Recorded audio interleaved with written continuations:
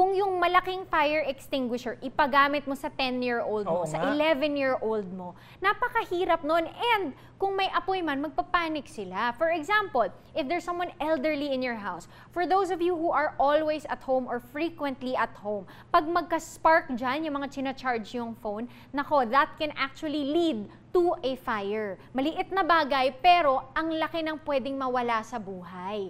Diba? So for a package of your 2 firefighters, you can actually get that for 1,995 pesos.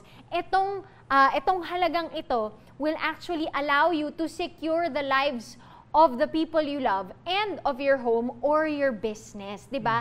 Napakalaking pwedeng mawala, but for this amount, you can actually make sure that it doesn't happen. Yes, and siguro maganda lang din isipin natin sa sarili natin, no?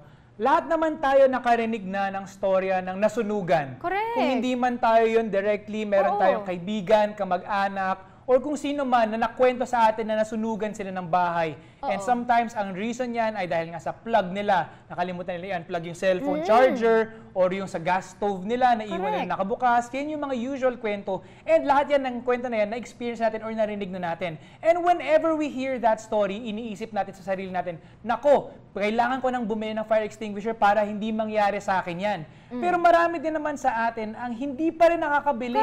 Siguro nakakalimutan na lang din natin. Biglang after na nawala yung kwento, nakalimutan na yan.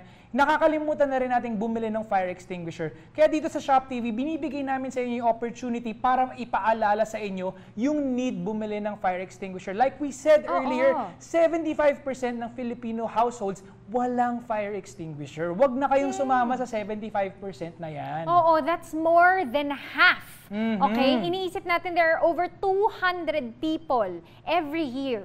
Paano kung may isa kayong kilala doon? Paano kung loved one nyo yun? At the worst thing you can do is let this happen. Tapos, magsisisi kayo. You're gonna regret, di ba? O kaya mahihirapan kayo dahil magpapagawa